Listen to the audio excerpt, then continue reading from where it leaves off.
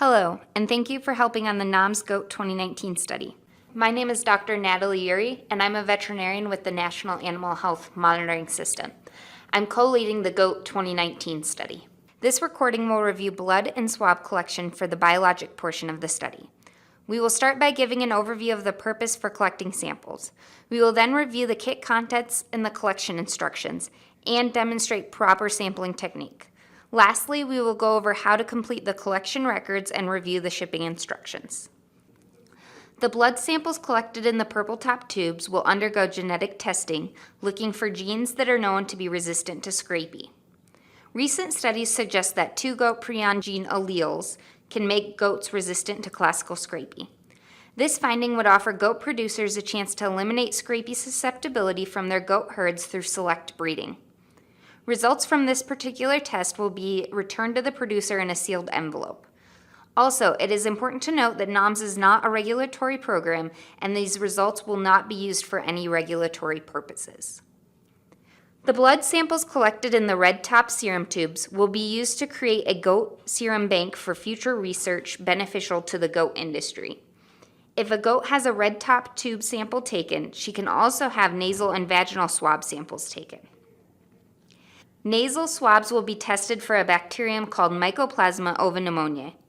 This bacterium is one of the most common respiratory pathogens seen in sheep and goats in the United States and can be found in the respiratory tract of both healthy and symptomatic animals. This bacterium alone is not typically highly pathogenic, but it can predispose the animals to the development of other respiratory infections, which can affect overall herd health and production.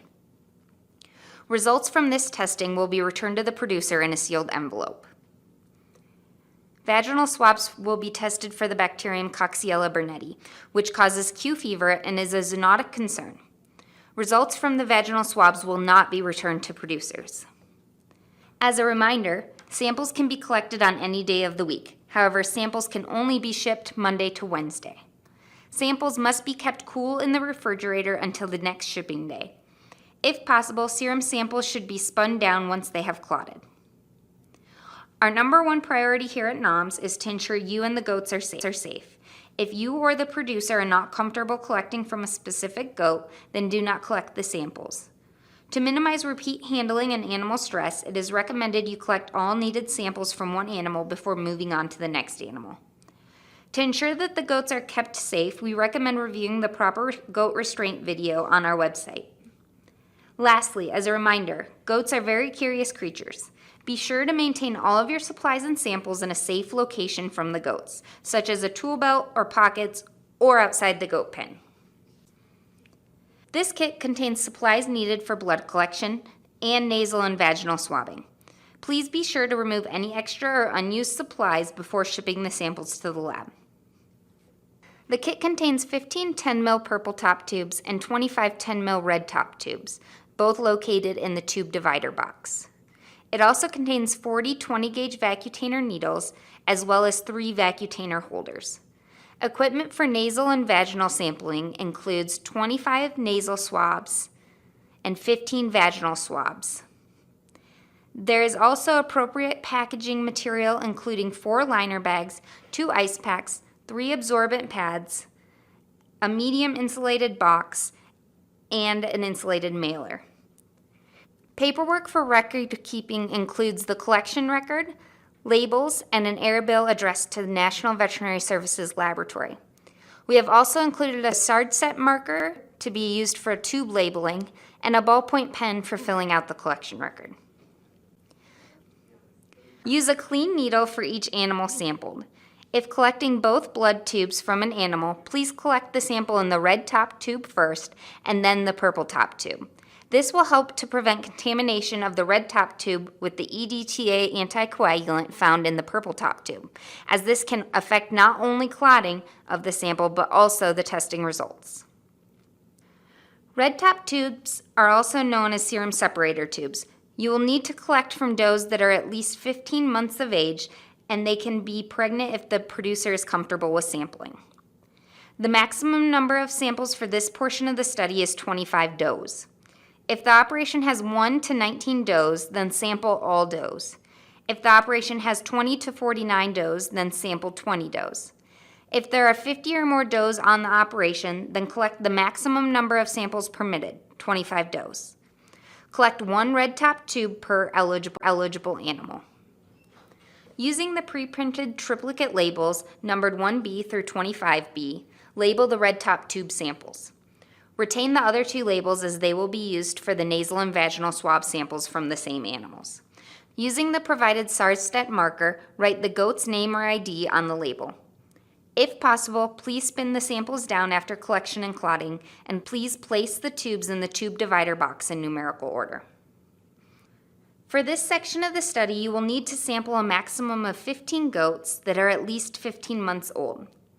Pregnant does can be included if the producer is comfortable with sampling being performed. Be sure to take samples from no more than 5 unrelated bucks and 5 unrelated does of one breed. If more than one breed is represented on the operation, you may submit additional samples from unrelated bucks or does of other breeds for a maximum of 15 samples per farm.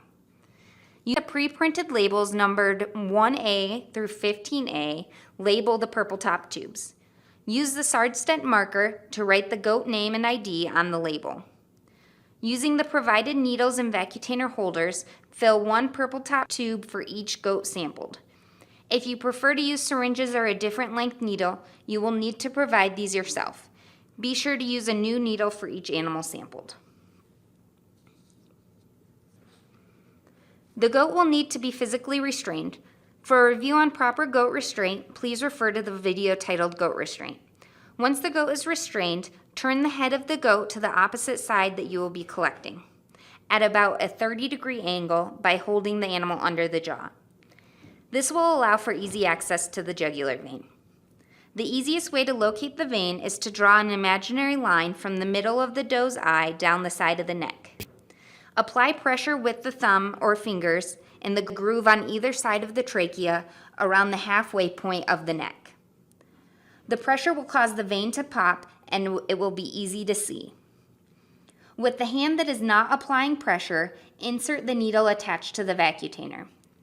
Apply enough pressure to break through the skin and enter the jugular vein. Once you see a red flash, push the red top tube into the vacutainer. Once the red top tube is full, pull it off and, if applicable, place the purple top tube on the vacutainer. Collect at least 3 mils in the purple top tube. It does not need to be completely filled. Once both tubes are filled, remove the needle and press your finger over the area where the needle was inserted. Collect 1 nasal swab from each doe that had a red top tube collected. Insert the swab gently and deep into each nostril. Swabs can go 4 to 5 inches deep. Insert the same swab into the 2 nostrils and discard the swab and use another one if it is dropped on the ground or touches another surface.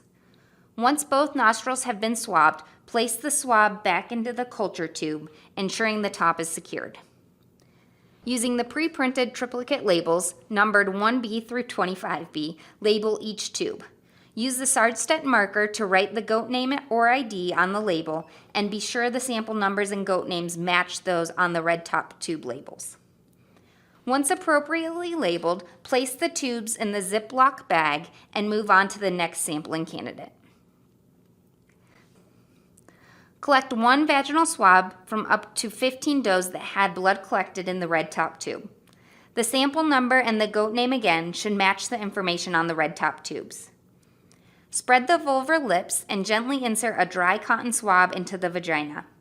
The swab wand should be inserted at least halfway into the vagina and rotated 180 degrees 4 or 5 times. Gently remove the swab and insert it into the culture tube. Secure the lid and affix the appropriate final copy of the pre-printed triplicate labels. Use the SARS-STET marker to write the goat name ID on the label. Place the culture tube samples in a Ziploc bag and secure it shut. There are 2 separate forms, though they look very similar. Be sure you are using the correct form for the sample you are collecting.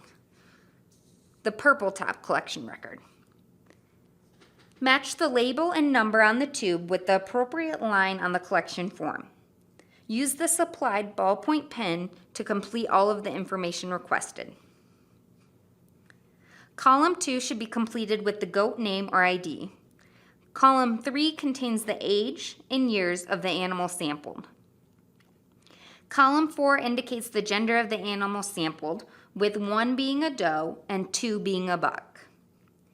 Column 5 is where you indicate the breed of the goat using the breed codes found at the bottom of the page. At the top of the page, be sure to provide all of the information requested: the NOMS ID for the operation, the date the samples were collected, the kit number, the total doe inventory on the property on the day of sampling, and the total buck inventory on the property on the day of sampling. Red top and swab collection record. This section is only for does at least 15 months of age. Match the label number on the samples with the appropriate line on the collection form.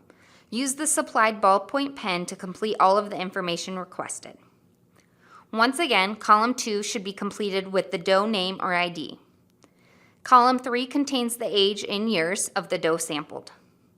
Column 4 indicates the breed using the supplied breed codes. Column 5 gives the doe's status: nursing, pregnant, or open. Column 6 allows pertinent clinical history to be noted. Include all of the options that apply. Column 7 allows for additional clinical history if needed or relevant. Column 8 indicates if a nasal swab was also collected, and column 9 indicates if a vaginal swab was also collected. Once you have completed the collection records, the white and yellow copies are sent to the labs, and the pink copy is retained by the producer. It is imperative that the blood and swab samples are kept cool. If immediate shipping is not possible, then please store them appropriately in the refrigerator until they can be shipped. Place the blood tube box and 1 absorbent pad inside the liner bag. Express the air and tie the bag shut. Place 1 ice pack inside the insulated shipping box. Then place the liner bag inside the insulated shipping box. Place the white and yellow copies of the purple top tubes collection record and the white copy of the serum and swab collection record on the top of the insulated box. Secure the box and affix the mailing label. Also, ensure that any extraneous labels on the outside of the box are removed or blacked out. The samples must ship to the National Veterinary Services Laboratory within 24 hours and can only be shipped Monday to Wednesday.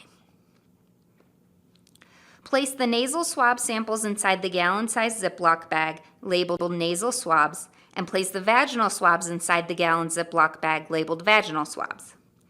Place both Ziploc bags in the liner bag with 2 absorbent pads and express the air and tie the bags shut. Place the bag swabs and 2 ice packs inside the insulated mailer. Place the yellow and pink copies of the serum and swab collection record in the insulated mailer. Secure the mailer and affix the mailing label. Only ship samples Monday to Wednesday.